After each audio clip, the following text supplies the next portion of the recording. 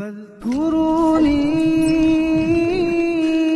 أذكركم واشكروا لي ولا تكفرون.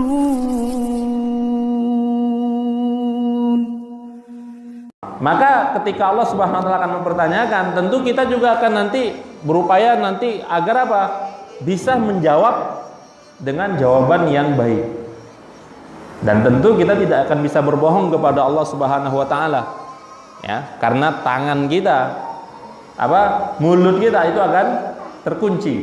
Tapi yang memberikan persaksian adalah tangan, ya, mata kita, telinga kita, seluruh anggota tubuh kita kecuali mulut akan mempersaksikan apa yang telah dilakukannya ketika hidup di dunia. Tangan akan bersaksi, kaki akan berbicara, dan seluruh anggota tubuh kita akan memberikan persaksian kepada Allah Subhanahu wa taala, sehingga kita tidak bisa berbohong, kita tidak bisa berdusta.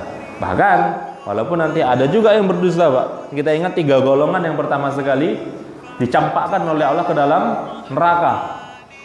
3 golongan yang pertama sekali dihisab kemudian dicampakkan ke dalam neraka. Siapa itu?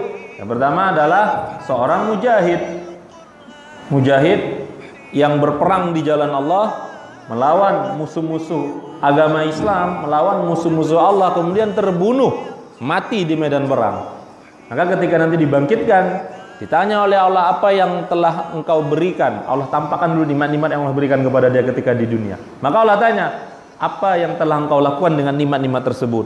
Kata mujahid tadi, ya Allah, aku bergunakan nikmat itu untuk berjihad di jalanmu, sehingga aku terbunuh dan syahid di jalanmu.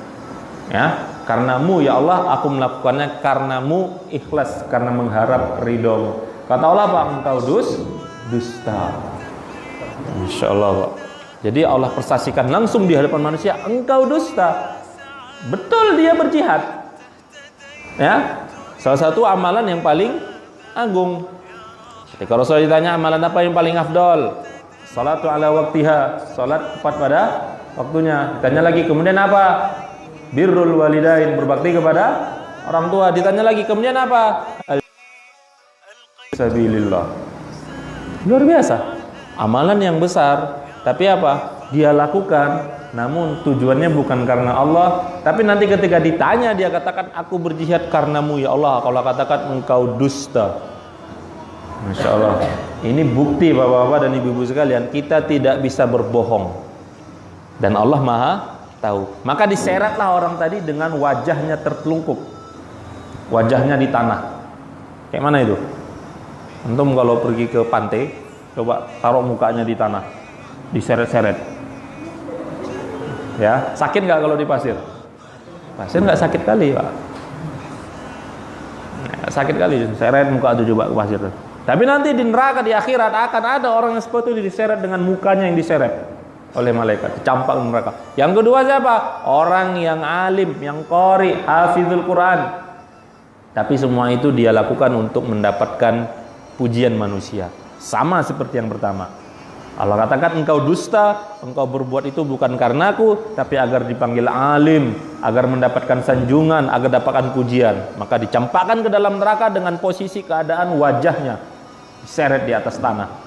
Yang ketiga adalah orang yang banyak hartanya, kemudian berinfak, bersedekah, tapi untuk mendapatkan pujian supaya dibilang dermawan. Masya Allah, Pak. Ini kalau kita lihat 3 amalan ini amalan yang luar biasa, tapi kemudian justru menjadi penyebab dicampakkan ke dalam neraka, bahkan menjadi yang pertama sekali dicampakkan ke dalam nerakanya Allah Subhanahu wa taala. Naudzubillah. Naudzubillah. Kita berlindung kepada Allah. Maka sekecil apapun amalan kita, seremeh apapun kebaikan kita, mudah-mudahan kita niatkan karena Allah, karena justru ketika suatu amalan itu diniatkan karena Allah akan menjadi besar. Ya, diikhlaskan kepada Allah akan menjadi agung amalan itu. Sebaliknya, sebesar apapun amalan itu, tapi ketika tujuannya adalah mendapatkan pujian manusia, ingin mendapatkan kedudukan di tengah-tengah manusia, ingin agar dipuji oleh manusia, maka itu menjadi tidak berarti, bahkan menjadi sebab kehinaan, kehancuran, sampai nanti Allah campakkan ke dalam neraka. Naudzubillah. Maka mudah-mudahan nikmat-nikmat yang Allah berikan betul-betul mampu kita gunakan untuk beribadah kepada Allah dan mengikhlaskan segala amal ibadah kita untuk Allah Subhanahu wa taala. Kemudian